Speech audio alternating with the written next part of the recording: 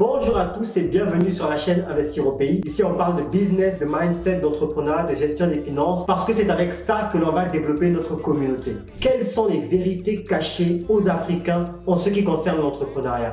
Soit on est entrepreneur, soit on participe au rêve entrepreneurial de quelqu'un d'autre. Si on veut que l'Afrique atteigne les sommets qu'elle doit atteindre, l'entrepreneuriat va être un ingrédient nécessaire pour y arriver. Il y a 4 principes clés qui sont à tort ou à raison cachés aux Africains. Si tu ne connais pas ces 4 principes, on se retrouve tout de suite après le générique.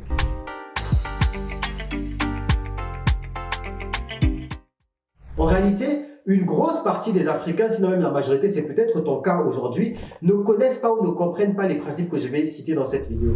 Et une mauvaise compréhension de ces principes fait qu'il y aura une mauvaise utilisation de l'entrepreneuriat pour atteindre les objectifs que l'on va atteindre. Alors, le premier principe que j'ai envie de te présenter aujourd'hui, c'est le principe des rythmes entrepreneuriaux. Qu'est-ce que sont les rythmes entrepreneuriaux? Dans une précédente vidéo, je t'ai expliqué le fait que la persévérance est la qualité principale que l'entrepreneur doit avoir. Et pourquoi il faut être persévérant? C'est parce que tout projet entrepreneurial qui vaut le coup, toute idée que tu as dans laquelle tu veux lancer un business, tu dois lui donner au moins 3 ans pour qu'elle atteigne des résultats. 3 ans. Ça veut dire que quel que soit le moment où tu te lances dans l'entrepreneuriat, tu dois au moins imaginer qu'il va y avoir 3 ans de travail acharné pour atteindre tes objectifs. Et le chiffre 3 est un chiffre vraiment clé dans l'entrepreneuriat. Pourquoi? Parce qu'il y a une règle qui dit que le premier business d'un entrepreneur échoue toujours. Son deuxième business, il apprend. Et c'est son troisième business qui le rend riche. Si tu comptes que chacun des business, tu vas y mettre 3 ans. Et qu'en plus, il faut en faire 3 pour réussir, ça veut dire que l'entrepreneuriat, c'est une affaire de 9 à 10 ans. 9 à 10 ans avant de trouver vraiment son résultat. C'est cette compréhension que ce n'est pas ton premier business qui va te faire fonctionner. Ce n'est pas ton premier business qui va te rendre riche. Mais si tu ne fais pas ton premier business, tu ne seras jamais riche grâce à l'entrepreneuriat.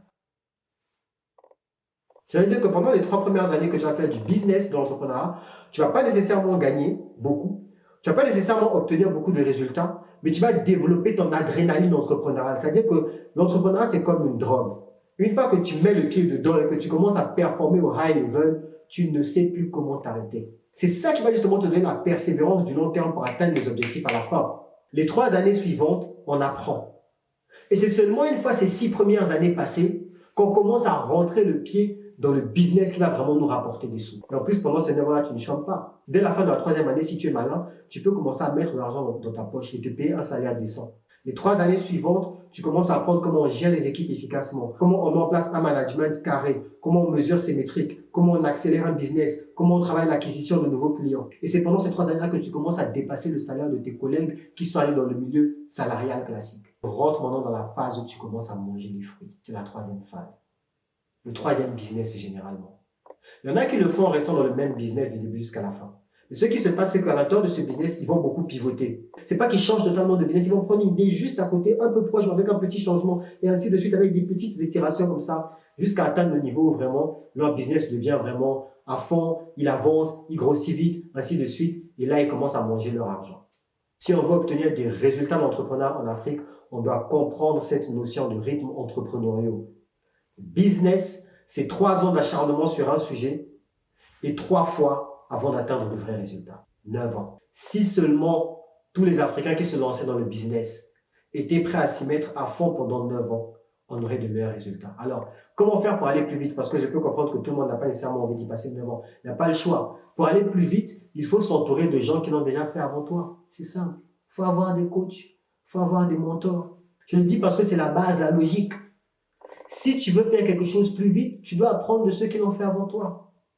Si tu ne veux pas y mettre 9 ans, entoure-toi de coachs qui ont déjà réussi dans le domaine qui t'intéresse ou qui ont déjà géré le genre de business qui t'intéresse. La deuxième vérité qui est cachée aux Africains, ou en tout cas que les Africains ne savent pas et ne connaissent pas sur l'entrepreneuriat et que peut-être toi non plus tu ne connais pas. Mon objectif aujourd'hui, c'est de te faire changer ton mindset sur cette question-là. C'est l'importance du capital humain. Toute entreprise doit travailler en permanence sur 2 plans. Essayer d'attirer plus de clients et essayer d'attirer plus de talents. Autant on prône l'entrepreneuriat sur cette chaîne, autant il est évident que l'entrepreneur seul sans employé ne sert à rien. Il te faut des employés et pas des petits employés, il te faut des employés extrêmement qualifiés. C'est quelqu'un qui te facilite en tant que directeur d'entreprise, en tant que gérant d'entreprise et qui t'aide à aller plus loin, plus vite. Celui qui m'enlève une charge de travail qui correspond à la moitié de mes semaines, mais je peux lui payer 3 fois son salaire. Si j'ai la moitié du temps, je peux me concentrer sur des choses qui sont à plus haute valeur ajoutée et délivrer encore plus de valeur dans mon business. L'une des choses que mes mentors nous ont appris lorsqu'ils sont arrivés dans la boîte, la première chose même, c'était de dire, votre objectif en tant que gérant d'entreprise, ce n'est pas de faire les petites tâches jusqu'à votre mort. Votre travail en tant que dirigeant d'entreprise, c'est de très vite atteindre un niveau où vous pouvez embaucher des gens qui sont plus intelligents que vous sur leur domaine d'activité. Si le patron est la personne la plus intelligente dans tous les domaines d'activité du business de l'entreprise, l'entreprise ne va jamais évoluer. Pourquoi? Parce que le jour où le patron tombe malade, le jour où le patron n'est pas là, le jour où le patron a un problème, on est bloqué. Il faut s'entourer de talents exceptionnels pour aller plus vite dans le business. Or, nous, en Afrique, ce qu'on fait, et ce que peut-être tu fais en tant que chef d'entreprise, c'est qu'on arrive et on veut être le plus intelligent de la boîte. Personne ne peut nous dire quoi que ce soit. On ne peut pas dire au patron qu'il a tort. On ne peut pas dire au patron qu'il s'est trompé, que là, il n'a pas raison. On ne peut pas lui dire qu'il n'est pas compétent dans le domaine. Moi, je veux des employés qui viennent me prouver qu'ils sont plus compétents que moi. Parce que je sais que quand j'ai un employé comme ça qui est plus compétent que moi dans son domaine, jackpot. Il va m'enlever une charge de travail énorme. Et bien sûr, qui dit talent, dit rémunération. Et qu'est-ce que ça veut dire donc pour toi qui es aujourd'hui salarié dans une entreprise de ce genre-là? Si tu es salarié dans une entreprise de ce genre-là, ton objectif tous les jours, ça doit être de devenir de plus en plus utile pour ton patron. Et utile pour ton patron ou utile pour ta hiérarchie, ça veut dire, est-ce que tous les jours, tu lui enlèves une charge de travail? Si tu travailles tous les jours pour enlever une charge de travail sur le dos de ton responsable hiérarchique ou sur le dos du chef de l'entreprise, tu gagnes. Parce que très vite, le patron intelligent saura voir ton talent. Le capital humain est nécessaire et important pour le business. Donc, on ne prendra pas le temps de faire avancer le capital humain. L'Afrique n'avancera pas même avec 100 000 entrepreneurs. On drague les clients et on drague les talents. C'est pour ça que dans les entreprises en Europe, ils dépensent des sommes pharaoniques pour avoir les meilleurs talents. C'est pour ça que dans la Silicon Valley, ils dépensent des sommes pharaoniques pour avoir des meilleurs talents. Tu vois des jeunes de 22 ans qui sont payés 500 000 euros par an. Tu te demandes comment? Il est juste développeur. Mais dans son domaine, c'est le best. Cultivons nos talents, nous allons faire évoluer l'Afrique. Ne cultivons pas nos talents, nous serons encore là dans 5 ans, même avec 78 millions d'entrepreneurs. C'était la vérité numéro 2 sur l'entrepreneuriat, que le monde cache aux Africains ou que les Africains se cachent eux-mêmes. Vous allez voir pourquoi ces 2 premiers points ont une importance capitale sur ce 3e point. Quand vous regardez la plupart des business qui performent en Europe, la plupart des business qui sont en avant, c'est extrêmement rare que le fondateur de l'entreprise détiennent le plus gros pourcentage de parts dans le business. Il est parfois actionnaire majoritaire, bien sûr, mais ce n'est pas lui qui détient la plus grosse proportion du business. Donc déjà en termes de mindset, quand on lance un business, il faut partir du principe que pour que mon business arrive loin, il n'est pas censé être détenu toujours à 100% par moi et mes frères et mes sœurs. C'est faux. Facebook aujourd'hui, 83% du business qui ne lui appartiennent pas. Mais personne dans le monde n'a plus en pourcentage que lui. Si lui, il a 17, la deuxième personne qui vient derrière lui a peut-être 8 ou 5 ou 4. Donc, il y a une bagatelle d'actionnaires qui détiennent tous ensemble 83% et puis il y a lui qui détient 17%. Donc, la première chose dans cet aspect qui concerne l'exit, c'est de comprendre que faire un business, ce n'est pas le détenir à 100% sur toute la durée de sa vie. Vaut mieux avoir 17% d'1 milliard que 100% de 10 000 euros. Et trop d'Africains lancent des business pour avoir 100% de 10 000 euros. Qu'est-ce que c'est qu'une stratégie d'exit? C'est la stratégie qui définit de quelle façon tu vas faire de l'argent avec ton business. Et tu dois avoir une idée claire de ta stratégie d'exit dès le début. Il existe différentes sortes de stratégies d'exit. Mais les 2 principales, c'est, dans un premier temps, je veux monter un business qui va se transmettre de génération en génération à mes enfants. C'est la seule stratégie d'exit que les Africains connaissent. Or, c'est la stratégie d'exit qui va te rapporter le moins d'argent aujourd'hui. Deuxième stratégie d'exit, c'est pas je transmets le business à mes enfants. C'est je crée un business que je fais grossir le plus possible et je le revends. Je récupère tout cet argent, je prends notre business que je fais grossir, que je revends. Je prends notre business que je fais grossir, que je revends. Un business, c'est comme les poulets. Le poulet, tu le fais grossir pendant 45 jours et tu le revends 3, 4, 5 fois le prix que ce qui t'a coûté à faire grossir. Alors, je vais te donner un secret. Est-ce que tu sais que le taux moyen de vente d'une entreprise, c'est 2 à 3 fois son chiffre d'affaires? Il y en a qui jaugent à 2 à 3 fois les bénéfices, mais souvent, quand son chiffre d'affaires, c'est du 2 à 3 fois le chiffre d'affaires. Je sais pas si ça fait de la place dans votre tête. Tu montes un business là où tous les mois, tu fais rentrer 5 000 euros de chiffre d'affaires. À la fin de l'année, ton business t'a rapporté 50 000 euros de chiffre d'affaires. Tu le revends, tu fais rentrer comme cash pur dans ta poche 100, 150 000, 200 000 euros. C'est un levier puissant que les gens ne se rendent même pas compte. J'ai fait ma stratégie d'exit où quand je commence le business, je sais que ce business-là, c'est pour le faire grossir et le vendre. Ça me tue que les Africains ne réalisent pas que c'est une possibilité qui existe. Regardez la puissance de cette possibilité-là. On lance une boîte avec des associés. ont réussi à atteindre 1 million d'euros de chiffre d'affaires avec ses associés. On va voir des investisseurs pour leur dire à combien vous voulez racheter cette boîte. Ils sont prêts à mettre entre 3 et 10 millions d'euros pour racheter ta boîte. Et quand on te rachète à 10 millions, là, tu peux avoir des stratégies là où tu vends ton business à 10 millions d'euros, mais tu en gardes 10%, ou tu en gardes 7%, ou tu en gardes 15%. C'est énorme. Ces 3 millions d'euros que tu as accumulés, tu peux maintenant les utiliser pour aller investir dans d'autres business, acheter des terrains, construire des maisons, ainsi de suite. En une opération. C'est là qu'est vraiment l'argent dans le business.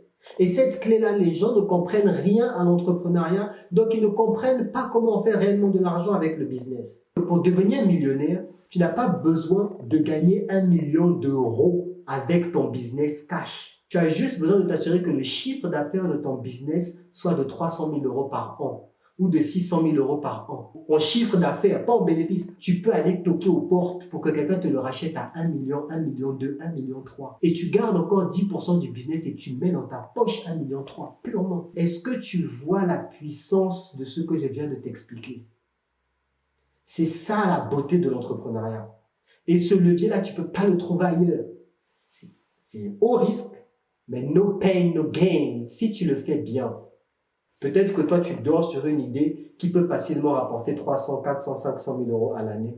Et tu le fais de façon consistante sur 2-3 ans. À la fin de la troisième année, tu vas revendre le business pour 2 millions, 3 millions, 4 millions d'euros. C'est ça que vous croyez que les gens deviennent riches bêtement. Non, ils deviennent riches avec ce genre de stratégie. Comprendre les stratégies d'exit, c'est extrêmement important. C'est le troisième point que les Africains ne savent pas ou qu'on leur cache ou qu'ils se cachent à eux-mêmes sur l'entrepreneuriat. Passons à présent au dernier point. Si vous avez retenu les 3 premiers points, vous aurez compris que 1. Les rythmes entrepreneuriaux, les cycles entrepreneuriaux font qu'on n'a pas besoin d'être figé dans le temps. Le business par lequel tu commences n'est pas le business par lequel tu es obligé de finir. 2. Le capital humain est extrêmement important. 3. Les stratégies d'exit plutôt qui consistent à faire grossir le bébé et une fois que le bébé atteint une taille critique au bout de 3 ans à 5 ans de business, que ça a une bonne taille, tu le revends à un multiple de ton chiffre d'affaires ou un multiple de ton bénéfice. S'il y a des gens qui vendent leur business parce qu'ils ont compris ce que c'est qu'une stratégie d'exit, c'est qu'il y en a qui achètent. Et je dirais même plus loin. L'entrepreneur malin à certains moments, il comprend que ça ne sert à rien de commencer de zéro. Il y a de multiples façons de se lancer dans l'entrepreneuriat et l'une des plus puissantes d'entre elles, c'est d'acheter un business qui existe déjà. Là où c'est intéressant, c'est qu'il y a un potentiel de dingue chez nous en Afrique. Et en fait, nous, on n'est pas invité en tant qu'Africains à la table de ces négociations. Parce que c'est des choses qu'on n'a même pas dans notre tête, on n'y pense même pas. Est-ce que vous savez qu'en ce moment même, la génération des baby boomers, là, ils sont tous fatigués. Donc tous nos parents là arrivent tous à leur limite de 55, 60, 65, 70. Mais tu regardes en Afrique, beaucoup de business qui sont détenus aujourd'hui, soit par des anciennes familles africaines, soit par des expatriés. Tous n'ont pas nécessairement l'énergie, ni la force, ni l'envie d'amener leur business et de le transmettre de génération en génération. Il y en a qui sont fatigués. Il y a énormément de business africains qui sont juteux, qui sont intéressants, mais pour lesquels le propriétaire de ces business est fatigué ou n'a pas de personne pour succéder au business. En venant avec une bonne proposition d'achat, cette personne peut céder le business. C'est ce que j'appelle le principe du relais.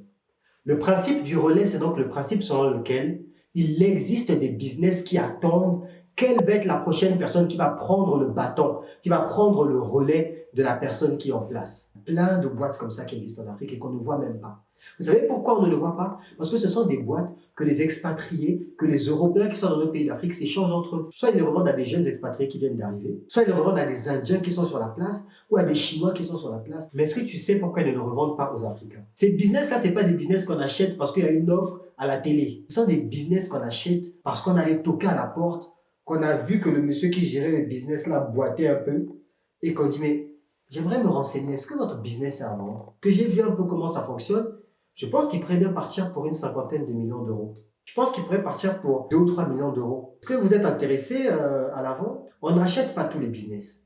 Il y a des business qui sont extrêmement juteux parce qu'ils ont une bonne rentabilité, ils ont un bon portefeuille de clients, ils ont un bon réseau de fournisseurs et aussi ils sont historiques, ils sont là depuis longtemps dans le pays.